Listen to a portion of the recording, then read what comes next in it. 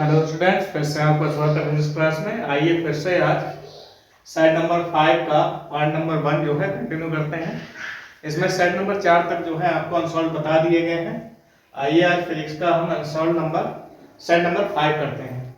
तो इसमें सबसे पहले हमसे क्वेश्चन पूछा है चुंबकीय क्षेत्र का मात्रक क्या होता है।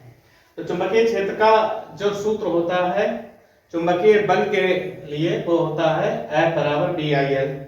ठीक है, अगर यहाँ से B का मान निकालोगे तो ये F के बटे में IL आ जाएंगे।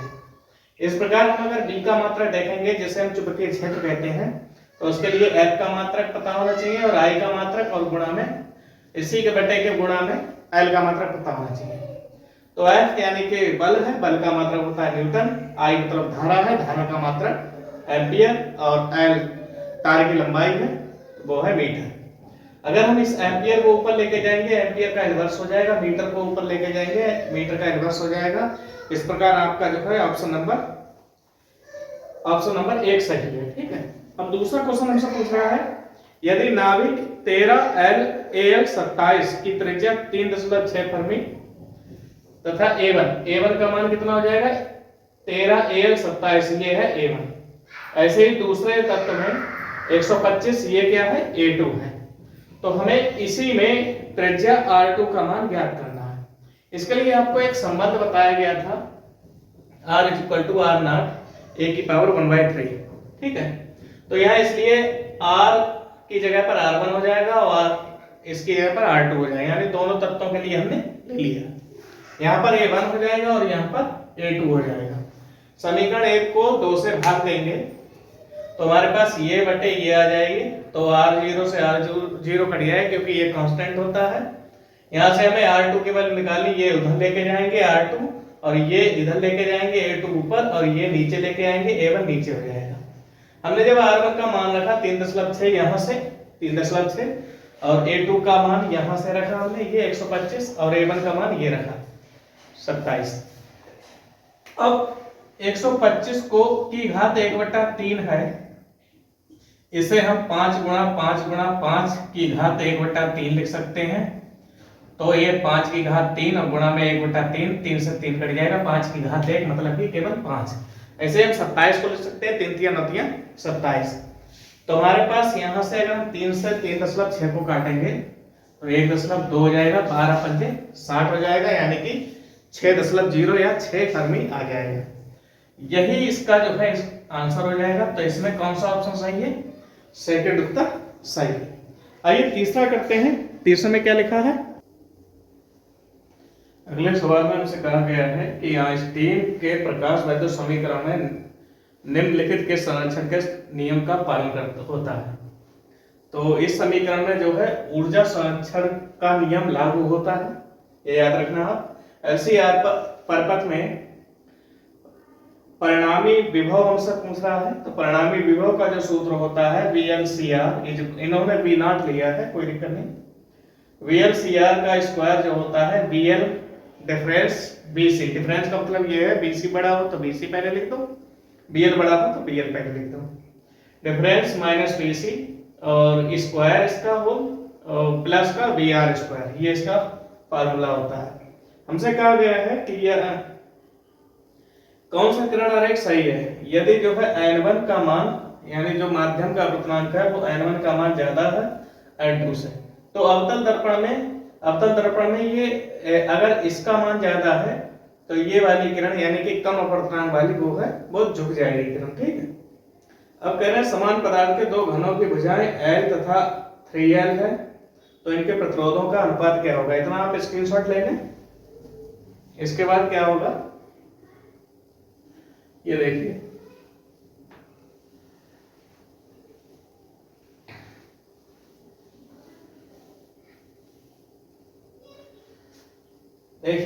आपने एक सूत्र पढ़ा होगा R बराबर ρL/A। अब A क्या होता है? A होता है एरिया। अगर समान भुजा है तो L गुणा L, यानी कि क्षेत्रफल बराबर हो जाएगा लंबाई गुणा चौड़ाई, लेकिन लंबाई और चौड़ाई दोनों एक ही समान है तो हमने L गुणा L ले ली। ठीक, अब हमसे कहा है यहाँ पर एक ही जगह पर हम क्या लिख सकते हैं L गुणा L, तो एक L से एक L कट जाएगा तो ρ/L बचेगा, घनत्व तो समान है तो R1 बराबर रो अपॉन L1 और R2 बराबर रो अपॉन L2।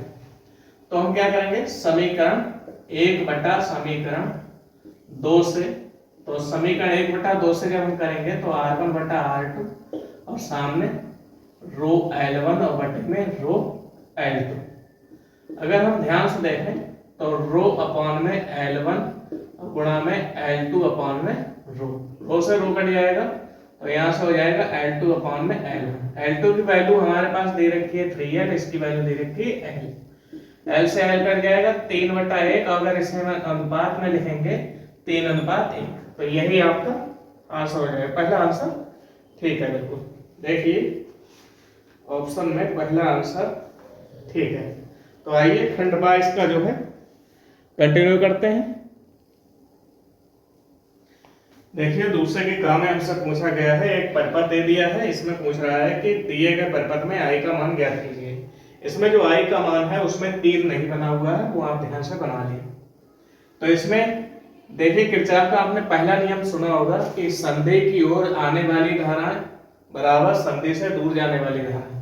तो संधि की ओर आने वाली धाराएं कौन सी हैं, एक तो है 6 एम्पियर और एक है आई एम्पियर और प्लस में एक है 3 एम्पियर ये वाली। और संधि से दूर जाने वाली धाराएं कौन कौन सी हैं, 10 एम्पियर है और 3 एम्पियर है, 10 एम्पियर और 3 एम्पियर।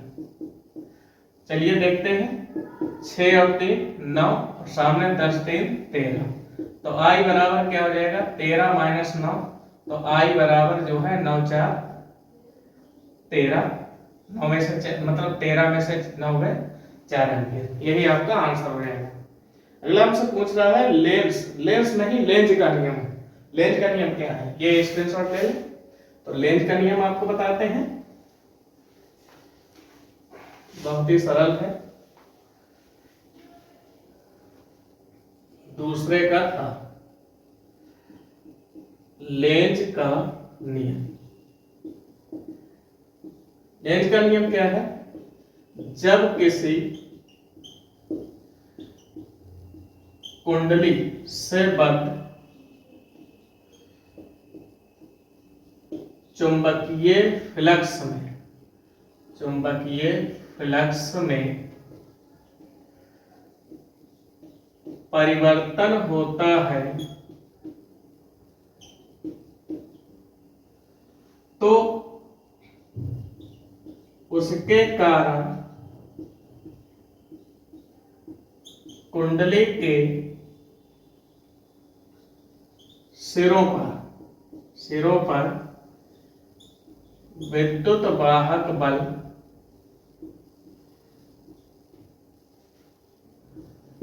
व प्रेरित धारा उत्पन्न हो जाती है और विद्युत वाहक बल और उत्प्रेरित धारा, ये जो विद्युत वाहक बल है वो भी प्रेरित ही होता है और ये उसी कारण का विरोध करते हैं जिसके कारण उत्पन्न होते हैं। यही लेंज का नियम। कहने का मतलब यह है, अगर हम इसके पास n ध्रुव ले जाएंगे तो यहां पर भी n हो जाएगा उत्पन्न और धारा की दिशा ऐसी होगी। अगर ये हम दूर लेके जाएंगे तो यहाँ पर ऐसा उत्पन्न हो जाएगा और धारा की दिशा, प्रेरित धारा की दिशा ऐसी होगी। ठीक है, यही क्या है, लेंज का नियम है। कहने का मतलब यह है, जब हम इसे पास ले जा रहे हैं तो यही आने देगा, जब दूर ले जा रहे हैं तो ये नहीं जाने देगा। ठीक है, पास आ रहा है तो आने नहीं देगा और दूर जा रहा है तो जाने नहीं देगा। हमसे पूछ रहा है कि पीएन संधि में अक्षय परत का क्या तात्पर्य है। तो ये आपको अभी हमने स्लाइड नंबर 4 में नमे के अथवा में बताया था। ठीक है, तो इसमें अगला पूछ रहा है √3 अपवर्तनांक वाले, अपवर्तनांक जो दिया रखा है √3 दिया रखा है, माध्यम में अपवर्तन कोण यानी कि r का मान दिया नहीं ज्ञात है, ये ज्ञात करना है, जबकि आपतन कोण जो है 60 अंश है। स्नेल का नियम होता है n बराबर sin i बटे में sin r। तो यहाँ से हमने n का मान रख दिया, sin i यानी कि 60 अंश रख दिया, sin r का मान हमें नहीं पता, ये इधर ले गए sin r और ये इधर ले गए नीचे। sin 60 का मान होता है √3/2 और ये है √3। इस वाले से ये वाला कट जाएगा, हमारे पास बचेगा 1/2। sin r बराबर क्या हो जाएगा 1/2 sin 30 का मान होता है। तो हम यहां से निकाल सकते हैं, अगर तुलना करेंगे r की 30 से तो r बराबर कितना हो जाएगा हमारे पास 30 अंश। यही हमारा आंसर हो जाएगा। देखते हैं अगला सवाल क्या लिखा है। लिखा है निर्वात में चुंबकीय तरंग के चुंबकीय क्षेत्र का आयाम जो है, चुंबकीय क्षेत्र का आयाम B0 बराबर 510 नैनो टेस्ला। 1 नैनो में 10 की पावर -9 होता है और ये टेस्ला हो गया। हमसे कह रहे हैं विद्युत क्षेत्र का आयाम क्या होगा, E0 की वैल्यू क्या होगी। एक सूत्र होता है, आपने शायद सुना हो, E0 बराबर होगा B0 अपान में C। B0 अपान में C, तो ये हो जाएगा 510